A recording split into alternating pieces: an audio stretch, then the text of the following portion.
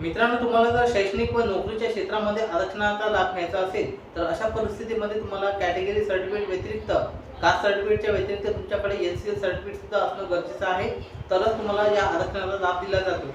शैक्षणिक क्षेत्रामध्ये जर एखादी रिझर्व कॅटेगरीची जागा असेल तर त्या ठिकाणी तुम्हाला ॲडमिशन घ्यायची असेल तर अशा परिस्थितीमध्ये तुम्हाला कास्ट सर्टिफिकेट व नॉन क्रिमिनलचे आहे मागितले जाते। आणि नोकरीच्या क्षेत्रामध्ये सुद्धा जर रिझर्व कॅटेगरीची जागा असेल अशा परिस्थितीमध्ये तुम्हाला तुमच्याकडून कास्ट सर्टिफिकेट व एनसीएल प्रमाणपत्र जे आहे ते मागितले जात असते। त्यामुळे हे नॉन क्रिमिनल प्रमाणपत्र फार महत्त्वाचं मानलं जाते। तर हे नॉन क्रिमिनल प्रमाणपत्र आता तुम्ही घर बसल्या जे आहे ते काढू शकता। अशा पद्धतीची सुविधा जी आहे ती सरकारच्या माध्यमातून आपले सरकार सेवा पोर्टलवर उपलब्ध करून देण्यात आलेली आहे। यासाठी अर्ज करायचा असेल तर यामध्ये थोडे बदल करण्यात आलेले आहे। आता तुम्ही सहज आणि सोप्या पद्धतीने जे आहे ते यासाठी अर्ज करू शकता।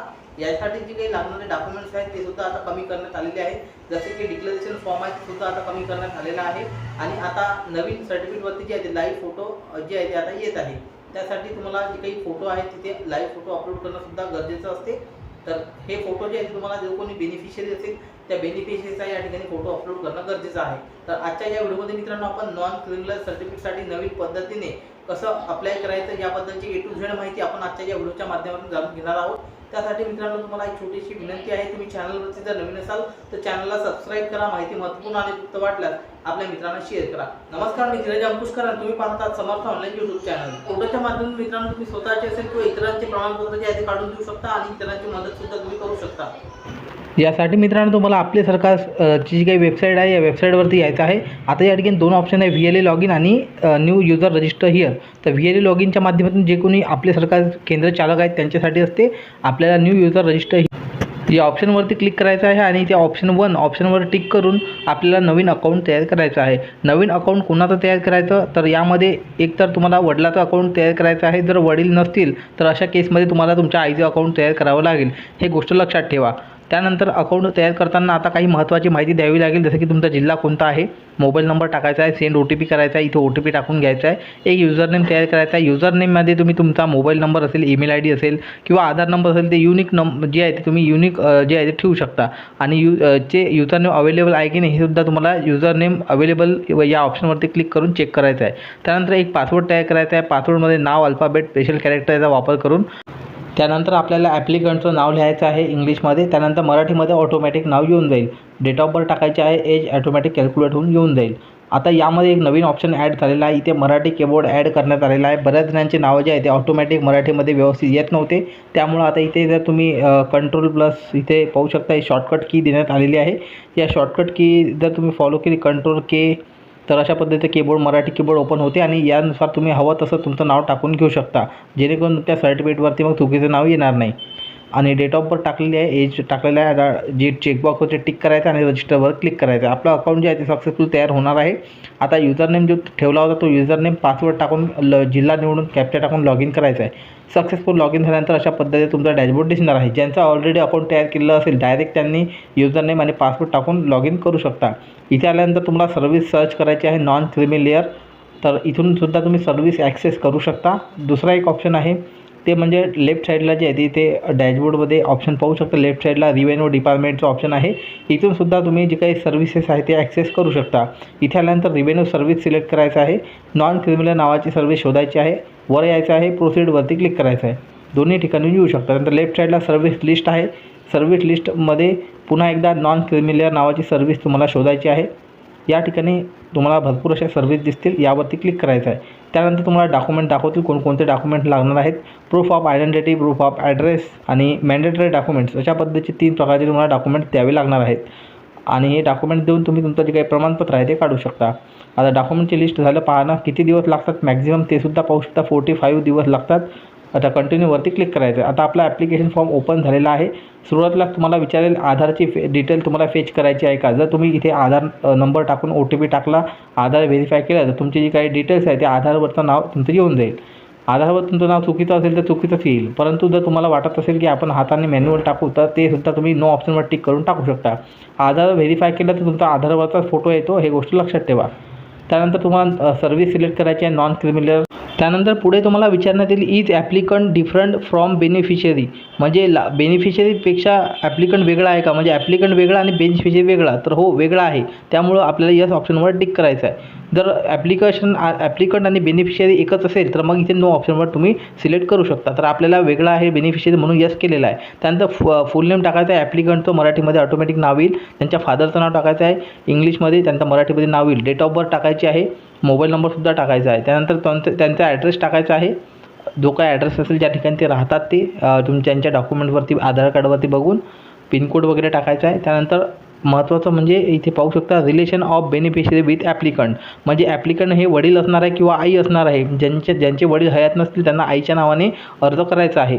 तर आता आपण ॲप्लिकंट जे आहे ते आपली इथे या ठिकाणी महिला आहे आणि बेनिफिशियरी त्यांची मुलगी आहे, म्हणून इथे रिलेशनमध्ये मुलगा असेल तर सन सिलेक्ट करायचं आहे, मुलगी असेल तर डॉटर सिलेक्ट करायचं आहे. तर आता मुलगीसाठी काढायचं आहे, आपण मुलीसाठी काढत आहे म्हणून इथे डॉटर सिलेक्ट केलेलं आहे. बेनिफिशियरी डिटेल्समध्ये ज्या मुलीचं नाव टाकायचं आहे, जसं डॉक्युमेंटवरती असेल तसं एज्युकेशन डॉक्युमेंटवरती बघून हे नाव प्रिंट होऊन येत असते सर्टिफिकेटवरती, हे गोष्ट लक्षात ठेवा. त्यामुळे नाव टाकताना काळजी घ्यायची. इंग्लिशमध्ये टाकल्यानंतर मराठीमध्ये नाव ऑटोमॅटिक येते. डेट ऑफ बर्थ टाकण्याची गरज नाही. मोबाईल नंबर टाकावं लागेल, मॅन्डेटरी आहे. जेंडरसुद्धा ऑटोमॅटिक येईल. ईमेल आय डीसुद्धा तुम्ही टाकून द्या. त्यानंतर बेनिफिशियरी फादर नेम, आता या ठिकाणी त्यांचे फादर हयात नाही म्हणून इथे फादरची नाव विचारण्यात आलेलं आहे.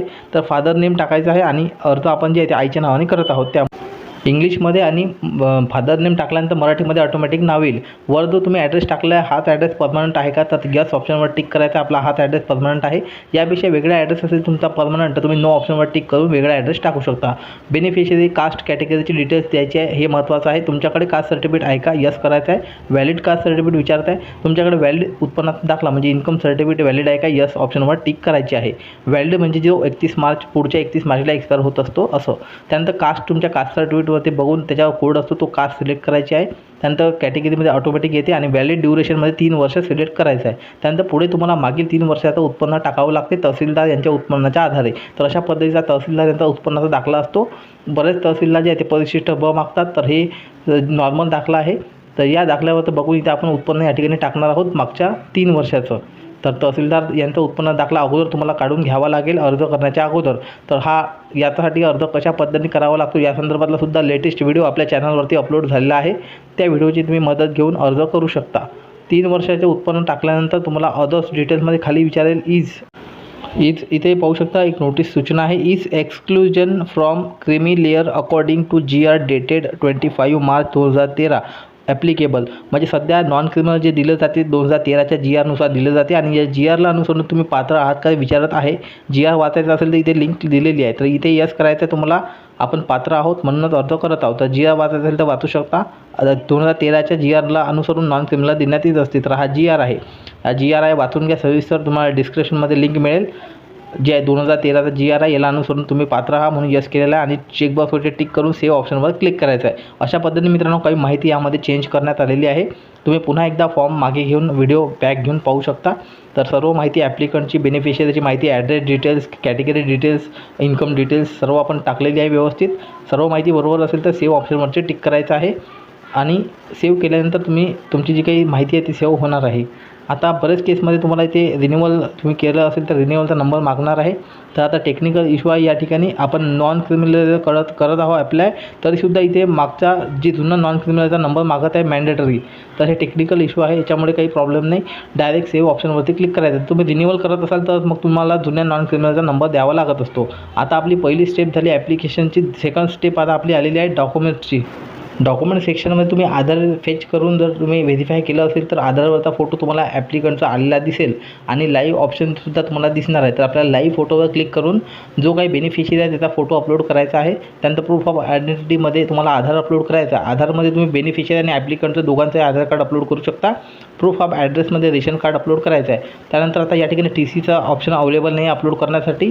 तर तुम्हाला TC जे आहेत एखाद्या दुसऱ्या डॉक्युमेंटसोबत मर्ज करून अपलोड करायचे आहे. आणि उत्पन्नाचा दाखला खाली मॅन्डेटरी डॉक्युमेंटमध्ये उत्पन्नाचा दाखला अपलोड करायचा आहे आणि उत्पन्नाच्या दाखल्यावर सुद्धा लाईव्ह फोटो असणं गरजेचं आहे बेनिफिशियरीचा. ही गोष्ट लक्षात ठेवा, अन्यथा डॉक्युमेंट रिजेक्ट होत आहे.